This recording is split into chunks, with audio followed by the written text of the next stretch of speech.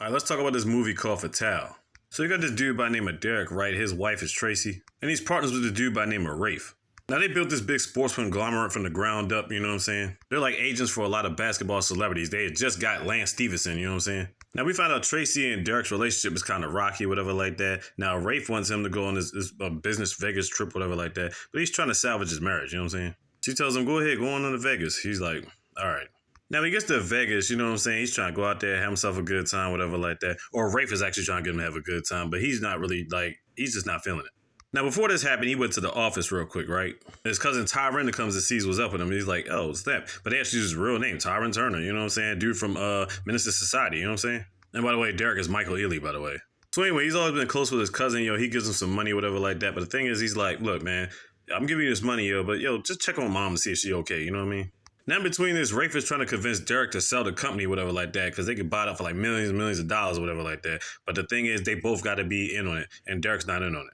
Or at least he wants to make sure it's a good business investment, you know what I'm saying? So Rafe lets it go for now, you know what I'm saying? Now they're on a trip to Vegas. So they go out there, Rafe wants him to enjoy himself, and then Derrick starts walking around. He ends up taking his wedding ring and is like, hey, go have some fun.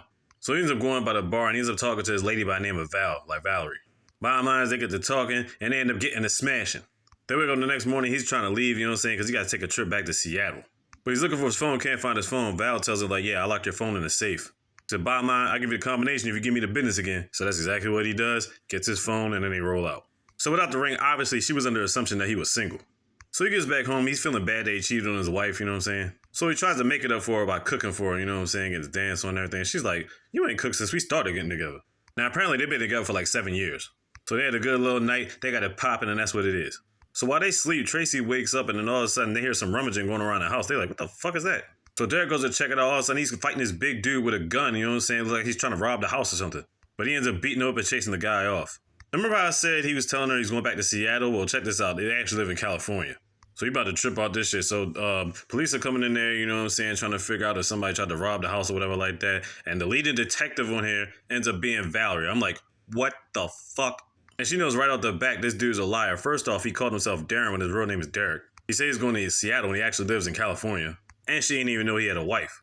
So Derrick's thinking to himself like, man, I done fucked up. So she asks him a couple questions and then she wants to take his wife into the room, you know what I'm saying, try to get some more investigation stuff going. So he's thinking to himself, oh shit, what the fuck is he telling her? So she's asking simple questions like what side of the bed she sleeps on, all this other stuff. So you're thinking to yourself, she's got other motives in it, obviously. So she basically tells him she's going to be the lead head of this investigation. She's going to figure out everything that she can, right? So she ain't told his wife nothing just yet. So later on, they bring in Derrick for questioning, right? So it's just them two talking. They ain't got the cameras on or nothing. So she finds it odd if it's supposed to be a robbery. This robber didn't take anything. And apparently, Tracie didn't call the police. She called the FBI. Why wouldn't she just call the police? Then we find out Derrick was saying he meaning to get the alarm system straight, but the alarm system's been off for like a month. Then Val asks Derrick, has he have any enemies? Because the way this person got in, he would have to know the layout of the house to even get in there, right? And she thinks it's somebody close to him that would have to know it because the thing is, his family don't even live out there like that. All he really has is a couple of family members, his cousin Tyron and his mom. So somebody would have to know the layout of the house to even get up there to the top floor. Know for a fact that the camera's been off for like a month. You know what I'm saying?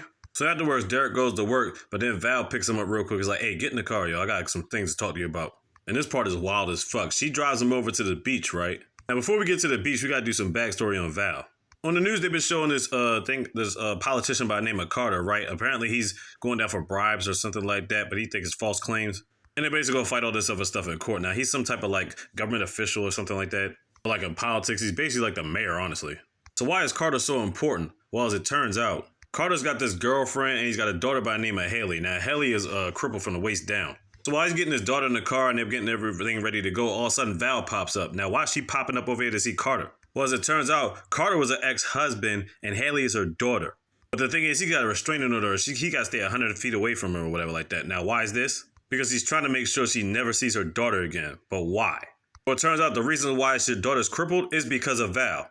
So apparently Val came home drunk one night and then she laid out on the bed and her gun was on the bed, right? Haley had picked up the gun and started playing around with it or whatever like that. Before Val could wake up and get to Haley, she ended up shooting herself. And that's why Haley's in a wheelchair. It's crazy. And Carter's basically got the judges and everything in his pocket, everything on lock. So bottom line is he's going to make sure that Val can never see Haley again. And it's totally understandable by Carter, you know what I'm saying? All right, now back to the beach. Val took Derrick to the beach, right?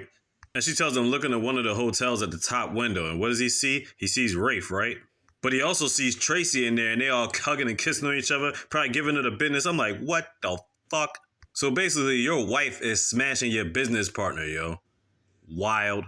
So now Val's thinking to herself, who's to say both of them don't want you dead? And the reason for that is, Tracie will be able to get the rest of Derrick's money. Rafe will be able to run the whole business. The money play is definitely a motive. Now, we don't have no exact evidence that they tried to get him killed, but, I mean, if you put two to two together, they on some snake shit, you know what I'm saying? It's like, but now it makes sense why Tracie called the FBI and not the police. And the reason why Tracie ran back upstairs to her room when the fight occurred between the robber and Derrick. Now, anybody would just think she was scared, but learning this evidence is like, So later on, Derrick gets drunk and he ends up calling Val, and then he's like, man, I'm trying to settle this somehow, like try to figure out something. So he ends up going to Val's apartment. And she's like, hey, man, look, honestly, you got him killed if you want to. I'm like, what the fuck? Why would a detective be saying this shit? Later on, they end up smashing again. He ever giving it a business once again. But the thing is, he's going to go back to the house, obviously, you know, to keep up with appearances with Tracie and stuff like that, because she don't know he know, you know what I'm saying? But he left the house completely drunk and hammered or whatever like that. So now the very next day, he wakes up back in his house. He gets a knock at the door. It's the police. They're like, yeah, we got to bring you in for questioning. He was like, for what? He was like, we can't say over here. So it's like, the fuck they can't say? So then Derrick sits down and talks to Val, and Val's like, did you do it? He's like, did I do what? Then she shows him pictures in his photo. Man, in his folder or whatever. Shows him pictures of Tracie and Rafe done deal dead as shit. I'm like, what? So he's saying, no, I ain't kill him, or whatever like that. He's like, you need to tell me the truth. And then he's like, I don't know. So the story goes like this. Apparently he went back to the hotel or whatever like that, saw them smashing, looking at them like, yo, what the fuck?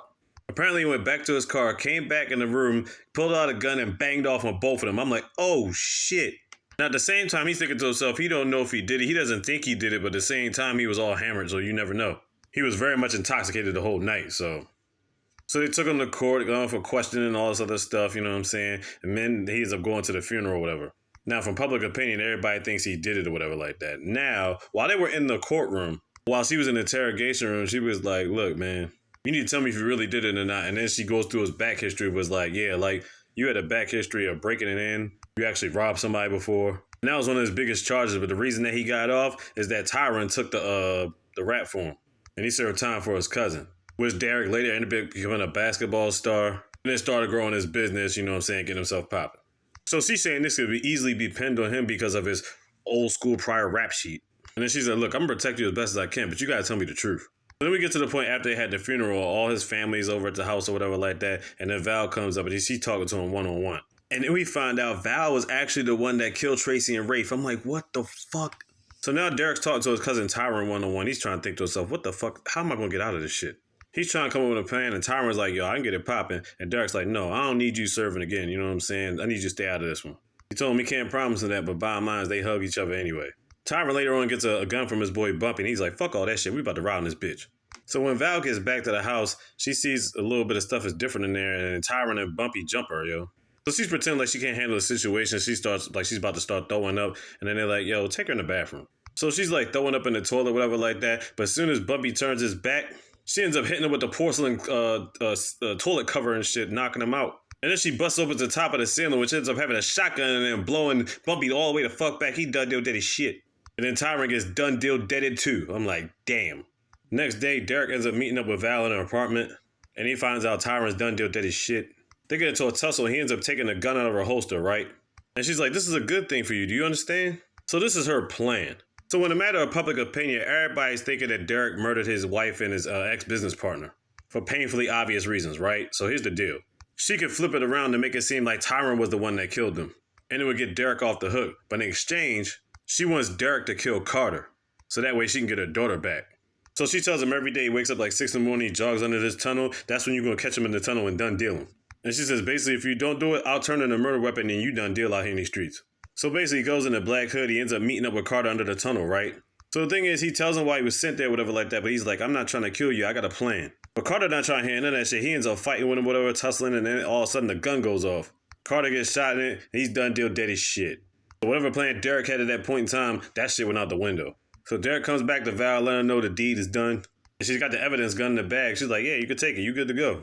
But before he leaves, he turns around and says, Haley doesn't deserve a mother like you. I'm like, oh, shit. Oh, one more thing I forgot to mention. Before he killed Carter, So the reason why he did it in the first place, he thought he had the gun right when he was focusing on her, but the thing was the gun was filled with blanks. And she pointed at him, and that's when she told him about the whole plan to kill Carter. Alright, so now back to current events. Carter done deal dead as shit. He's got the evidence gun, he's about to leave. But you know she ain't trying to leave no evidence or witness, so she about to turn around and bang off on the for real, and both of them banging off on each other. Derrick gets hit, but Val's laying out there like she done deal dead as shit.